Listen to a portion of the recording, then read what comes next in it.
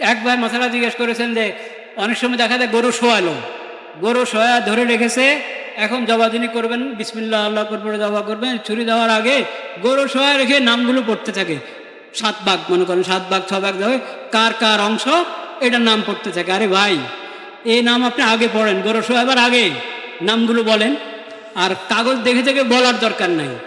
যদি আপনারা সবাই জানেন এই গরুতে এই পশুর এই মধ্যে কয় ভাগ, কার কার কার কার হিস্সা জানা আছে, বলে দেওয়া আছে, নির্ধারিত আছে, সবাই জানে কার কার কোরবানি এখানে তার জানা আছে। বস এখন বিসমিল্লাহ আল্লাহু আকবার পড়ে জবা করা হলে এটা তাদের কোরবানি হয়ে গেল, নামের তালিকা পড়তে হবে।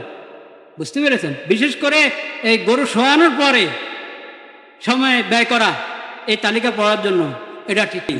জবা করেন আল্লাহর নামে কোরবানি, বিসমিল্লাহি আল্লাহু আকবার লিয়াজকুরু ইসমাল্লাহ আলা মা রাযাকাহুম মিন বাহিমাতিল আনআম।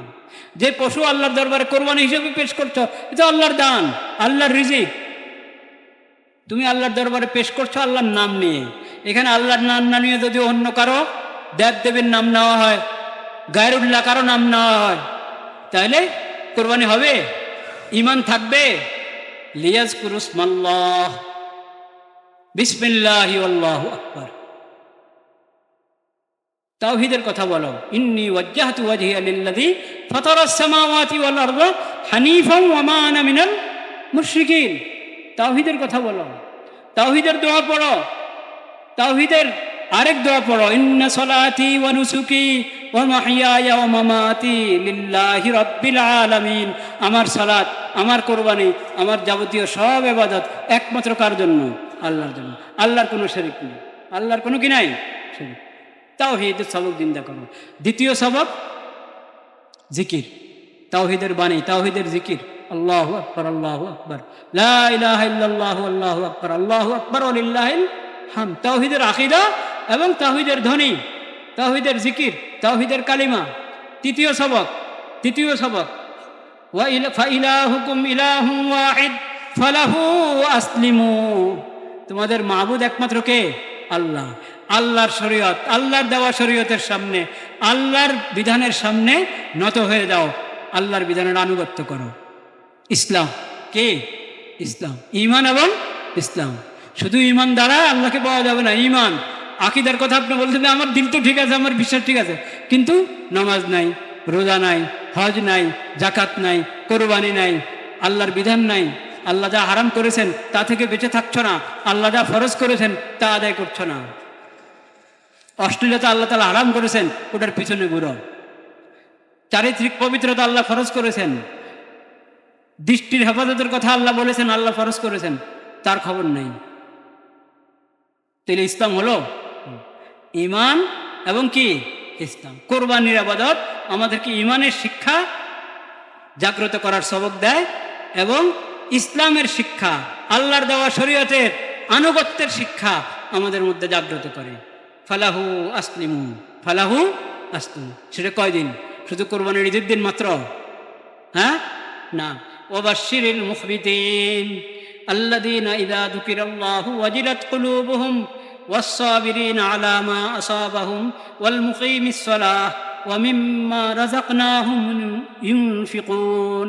এটা শুধু কোরবানির দিন না, তোমার পুরো জীবনে 24 ঘন্টার জিন্দেগিতে, তোমার শুরু থেকে জীবনের শেষ পর্যন্ত যখনই আল্লাহর নাম আসবে, আল্লাহর বিধানের কথা তোমাকে স্মরণ করিয়ে দেওয়া হবে, আল্লাহর শাস্তির কথা তোমাকে স্মরণ করিয়ে দেওয়া হবে, আল্লাহর সামনে হিসাব দিতে হবে, এই কথা যখনই তোমাকে স্মরণ করিয়ে দেওয়া হবে, ওয়াজিলাত কুলুবুহুম, সঙ্গে সঙ্গে তোমার অন্তর ভয়ে প্রকম্পিত হবে, দিলের মধ্যে কম্পন সৃষ্টি হবে। হ্যাঁ, কথা তো ঠিক, আরে আল্লাহর সামনে তো আমাকে দাঁড়াইতে হবে না, এরকম অবহেলা করা যাবে না, এরকম দুষ্টামি করা যাবে না, শয়তানি করা যাবে না, অপরাধ করা যাবে না, পাপাচার করা যাবে না।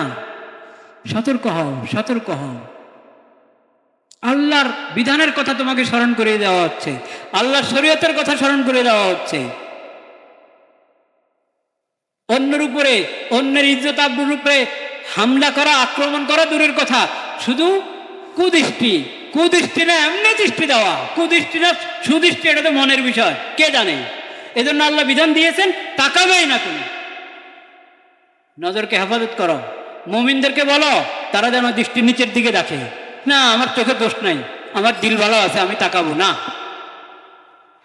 দিল ভালো না খারাপ ওটা পরের হিসাব। প্রথম কথা হলো তোমার দৃষ্টি নিচের দিকে রাখো, দৃষ্টি নিচের দিকে রাখো। আর মেয়া বালেগ হলে, বালিকা হয়ে গেলে, বাচ্চি মেয়ের বয়স, হ্যাঁ, যখন সে এই প্রাপ্তবয়স্ক হয়, প্রাপ্তবয়স্ক হলে 15 বছর না, 15 বছরের আগেও যদি প্রাপ্তবয়স্ক হওয়ার কি পাওয়া যায়, আলামত পাওয়া যায়, ছোট বালেক বালিকা 13 বছরও হয়, কেউ 12 বছর 11 বছরও হতে পারে। এটা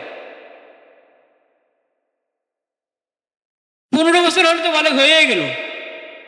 যদি অন্য আলামত পাওয়া যাচ্ছে না বালেক হওয়ার, 15 বছর বয়সে বালেক হয়ে যাবে। হুজুররাও ওয়াজ করে যে যখন বয়স 7-8 বছর, কিন্তু দেখতে দেখতে কারো কুদৃষ্টিওয়ালাদের যাদের অন্তরে দোষ আছে, সমস্যা আছে, ব্যাধি আছে, তাদের জন্য আকর্ষণের কারণ হতে পারে। এখন তখন থেকে পর্দা করায় দাও, তখন থেকে কি করাও, পর্দা করাও। হ্যাঁ, আপনারা বলেন যে না 18 বছরের আগে তো বালেগ হয় না, 18 বছরের আগে বালেগ হয় না।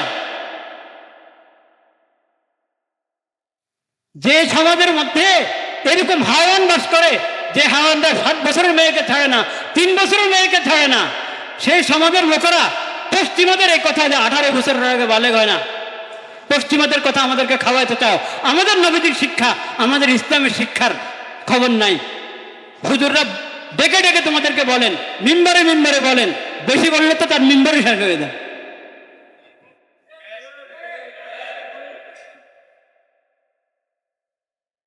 পশ্চিমা সভ্যতা যেখানে আগাগোড়া অশ্লীলতার অপবিত্রতা, সেই সভ্যতা দেশের আইন বানাবা, সেই সভ্যতা দেশের শিক্ষা প্রতিষ্ঠান, সেই সভ্যতা দেশের সংস্কৃতি আর শান্তি আনবা। এভাবে শান্তি আসবে না। শান্তি আসবে ইসলামের শিক্ষার দ্বারায়, নবীজির সিরতের দ্বারায়। মনে রাখো এ কথা।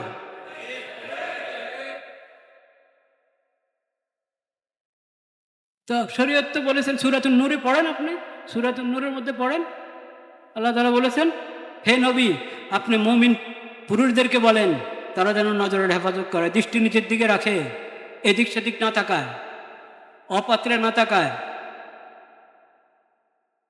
এবং মুমিন মহিলাদেরকে বলেন তারা যেন দৃষ্টির হেফাজত করে। তাহলে পর্দা, চোখের পর্দা পুরুষ মহিলা উভয়ের জন্য কিনা, উভয় শ্রেণীর জন্য কিনা।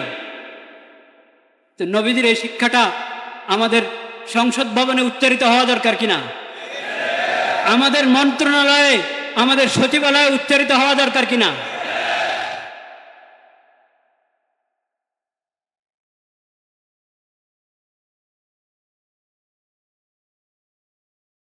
এরপরও যদি 18 বছরের আগে মেয়ে বালেগ হয় না, এই ধরনের কথা বলা হয়, তাহলে মানে মানুষও তো বরদাস্ত করতে পারে না। এটা একজন মুসলিম আখিরি নবীর উম্মত কিভাবে এটা বরদাস্ত করবে, চিন্তা করেন।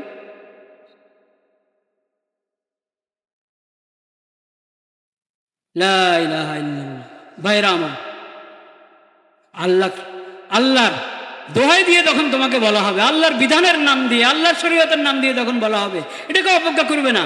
তোমার অন্তরে ভয় আসতে হবে, তোমার অন্তরের মধ্যে, তোমার দিল, তোমার অন্তর ভয়ে প্রকম্পিত হতে হবে। ওয়াজিলাত কুলুবুহুম ওয়াস-সাবিরিনা আলা মা আসাবাহুম ওয়াল মুকিমিস সালাহ ওয়া মিম্মা রাযাকনাহুম ইউনফিকুন। বাস ভাই, বাকি কথা আল্লাহ হায়াত রাখলে পরে হবে ইনশাআল্লাহ। শেষ কথা যেটা বলবো, 3টা কথা বলবো বলছি না, শেষ কথা যেটা বলতে চাচ্ছি, কোরবানির আবাদত তো আমরা করবো ইনশাআল্লাহ, কিন্তু পরিষ্কার পরিচ্ছন্নতা সেটাও আবাদত কিনা। কোরবানির আবাদত করলাম কিন্তু পরিবেশ নোংরা করে রাখলাম, খারাপ করে রাখলাম। হ্যাঁ, নির্ধারিত জায়গায় সব কিছু রাখবো, ময়লা ফেলবো, হ্যাঁ, যাতে পরিবেশ কিনা হয়, নষ্ট না হয়। যথাযথ সাফাই, যথাযথ পরিষ্কার পরিচ্ছন্নতা, এটা ইমানের অঙ্গ, এটার আমরা খেয়াল করবো ইনশাআল্লাহ। জি,